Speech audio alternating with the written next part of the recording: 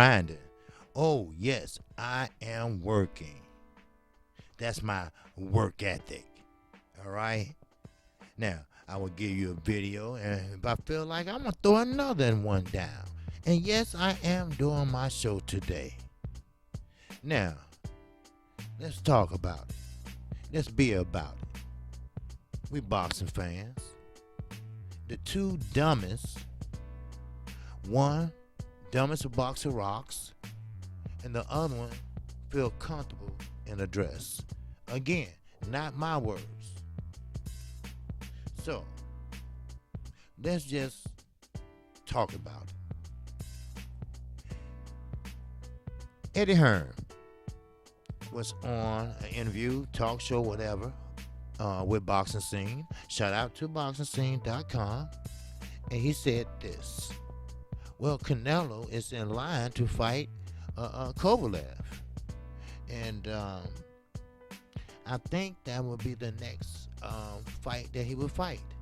He has a date, but he doesn't have a definite dance partner, as many has put it. But in reality, Hearn said, hey, he's going to be Kovalev. Then, of course, Fishnets, Oscar De La Hoya, got wind of this. Now, keep in mind, Eddie Hearn said, I'm just a boxing fan with my opinion. So Oscar De La Hoya just went off and said, look, let me worry about Canelo. Don't you worry about Canelo. See, Oscar is all up in arms because he know once that cash cow is gone, no more high heels, no more pumps, no more fishnet black panty hoes. None of that. All that's finique. All that will be gone. And as Eddie Hearn stated, if Canelo want to go a different direction, he has the right to. Now, that's an odd statement. That's an eye-opener statement. That went past a lot of boxing experts' ear. But it didn't get past KQKC ear. And it's not going past your ear, because you're hearing it from me, straight from the horse's goddamn mouth. Yes, he said this, and I'm going to quote and unquote and unquote.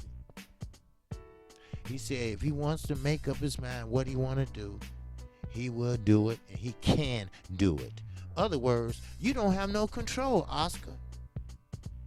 You's a hanger-on. You's a groupie. Well, at least that's how they treating you. Now, if you have more at stake, spell it out. Talk about it. Say about it. Be about it. See, Oscar De La Hoya, every blue moon, he pulls this Twitter shit.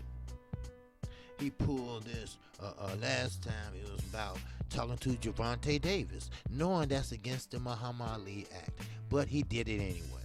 Then he takes to Twitter and say, oh, come on, let him be. We just friends. It don't take all that. No, it don't take all you violating the rules.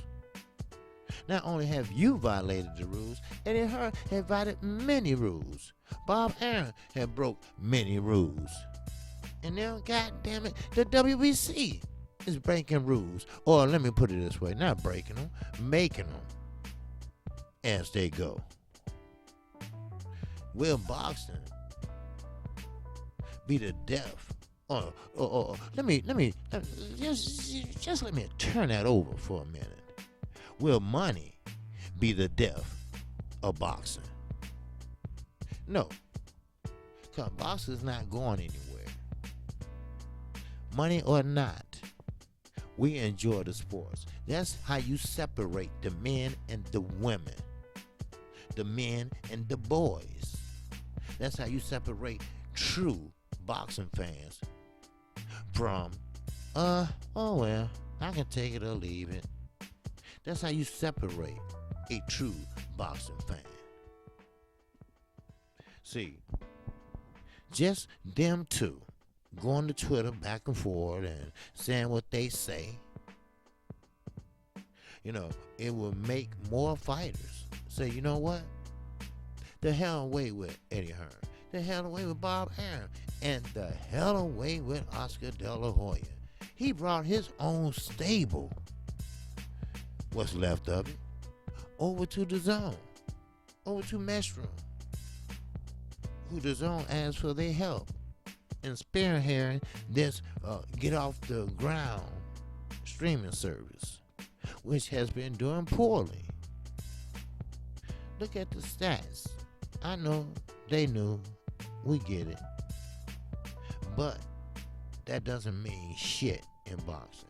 If you knew and you hot and you on top, that's where the money will come in.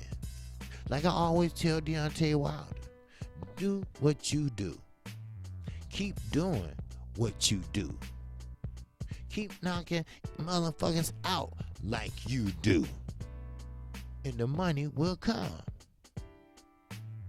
These knuckleheads like Demetrius Andre, getting up, walking out of the press conference is not going to solve your problem. And your problem is you're not fighting elite fighters. And I'm sorry, even your hometown reporters called your ass out on it. Now, deal with it or just say, hey, ain't nothing I can do because he's protected. Say that. If that's how you feel, but I get it. I get it. And it hurts sitting right in your ear. But sometimes, like I said, you gotta be a man. You're a man before you're a boxer. Remember that. You're a father before you are a boxer. You're a husband before you are a boxer. Yes, boxing does put food on the table, clothes on the back, provide you a comfortable living. But at what cost? At what cost did Canelo give up to be the boss? Nothing but a middleweight championship belt that they threw over the fence because they was too scared to face him and gave it to Charlo. Now, Charlo holding a belt that he didn't fight for. You know, where is boxing going? Which direction is boxing going in? We don't know. Most of the casual fans, most of the naysayers shit, they don't give a crap. As long as you can bet on boxing, as long as you can move money back and forth in boxing, then there you go.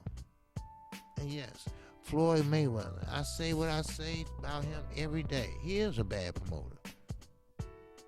He is, very much so. But he was a great fighter. And when the heavyweight division fell flat on their face, then here comes Floyd, showing up and showing the fuck out. Then all the eyes shifted and shifted to the smaller weights. You know, like Gary Russell Jr., Leo Santa Cruz. You know, those fights, people be tuning in. Now, I'm not going to go say 122, this and that, because let's be honest. Because you know I'm going to be honest.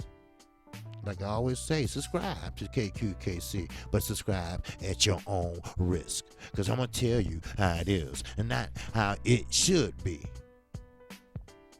I don't watch 122, and most people don't. Because you know why? Because it's always a little Oriental guy fighting another Oriental guy.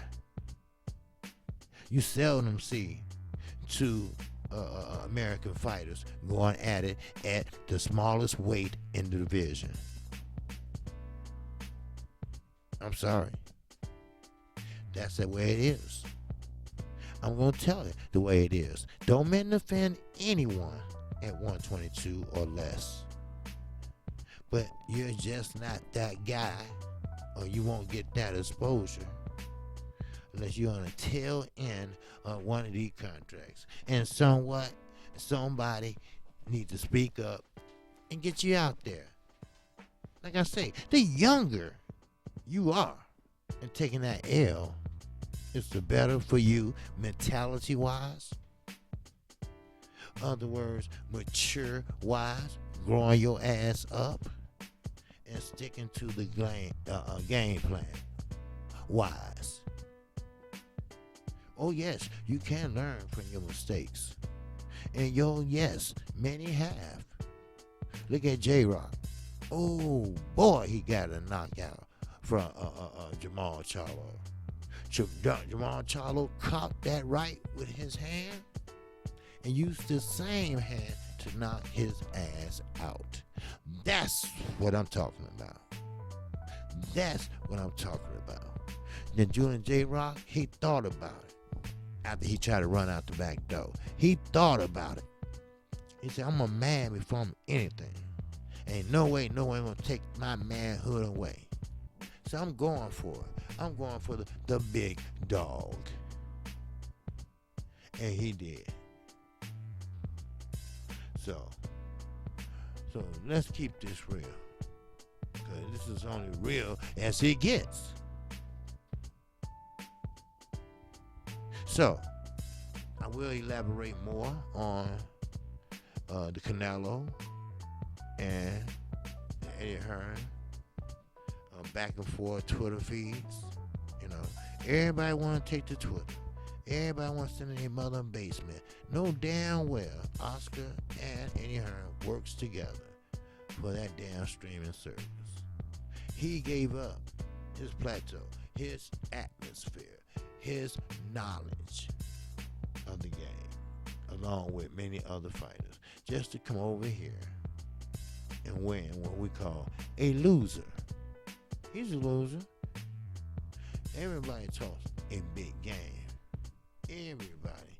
But can you bag it up? That's the question. Now, Oscar De La Hoya, Eddie Hearn, they're always trading words, but not on Twitter about Canelo. Now, let me read a little bit of this to you. Promoter Oscar De La Hoya and Eddie Hearn had a lot to say on social media. And they talking about Canelo, of course. Both De La Hoya and Hearn have elusive content deals with the streaming service DAZN. Now, Hearn promotes WBO middleweight champion Demetrius Andre and WBA super middleweight champion Callum Smith. Here goes on Callum Smith. None of them ain't shit. Put it that way. All right, let's just get to the chase. Has been pressuring Canelo to fight one of his fighters, especially Andre, who dominated Selecki, if you want to call it that. I call it just a cherry pick punching bag. That's all. He would have said the same thing about Charlo, and y'all know he would have. You know. Like he said in the press conference. Oh, you know. Well, we know one thing. They cherry-picked that fighter for you. I know one thing. So like he's a good fighter, but he couldn't withstand a southpaw with movement. I hate what they did to that young man. That's Canelo. But he seems to be happy here. You know, he seems to be the number one franchise fighter that ever been, and he can't wait till they put a statue up in the WBC magazine. So, as I go on, Andre, like I said, he dominated Selecki. You know. Over all 12 rounds. He should have got a knockout. But keep in mind, as my last video said, he sat on the shelf more than he fought. Like I said, he hurt his own self before he blamed anyone else. You don't drop out of fights. You don't say no to fights. If you want to get up to where you want to be, because yes, you're a champion, but you just one of them.